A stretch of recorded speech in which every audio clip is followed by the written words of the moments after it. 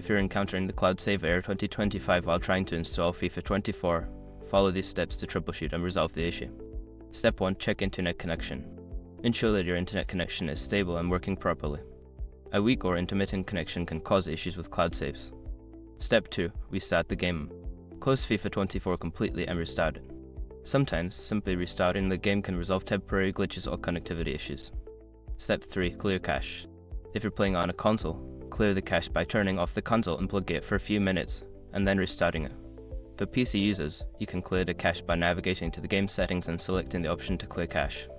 Step 4. Update the game. Make sure that FIFA 24 is updated to the latest version.